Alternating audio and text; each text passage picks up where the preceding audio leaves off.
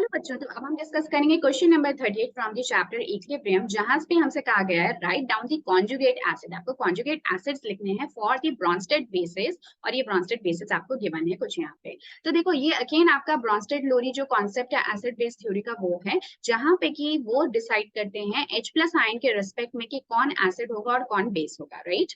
तो according to Bronsted Lowry theory, जो species आपकी H प्लस आयन को एक्सेप्ट करे उनको आप क्या कहोगे, ब्रॉन्स्टेड बेसिस कहोगे।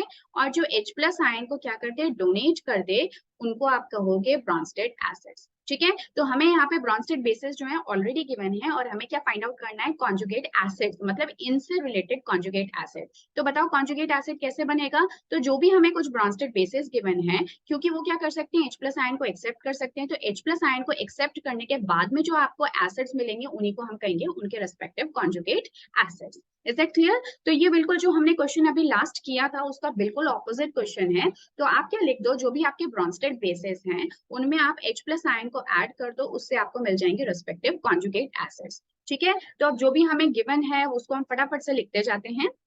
तो देखो ब्रॉन्स्टेड बेसिस मुझे कौन कौन से गिवन है, NH2 माइनस, NH3 और HCOO माइनस। ठीक है, अब इसमें हमको क्या करना है, सबके अंदर H प्लस आयन को आप ऐड करते जाओ। ठीक है, ये मैंने H प्लस आयन सब में क्या कर दिया, ऐड कर दिया। तो आप खुद बताओ, जब एक नेगेटिव चार्ज स्पीशीज है उसको एक पॉजिटिव चार्ज स्पीशीज मिलेगी, तो उसका बताओ चार्ज क्या न्यूट्रलाइज नहीं हो जाएगा, हो जाएगा ना।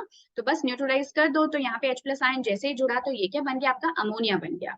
तो NH2 माइनस का अमोनिया जो है वो एक कॉन्जुगेट एसिड है, ये इसको अच्छे से समझो।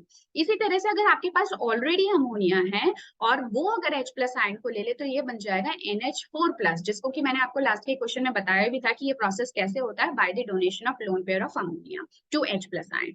इसी तरह से जो आपका ये है फॉर्मेट आयन है, अगर वो H प्लस आयन ले ले तो वो क्या बन जाएगा, फॉर्मिक एसिड बन जाएगा।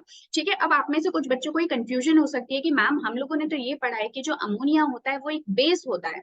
ठीक है, तो आप यहाँ पे कैसे कह रहे हो कि वो एक एसिड है। तो देखो मैं आपको क्या कह रही हूँ, it is always a relative term.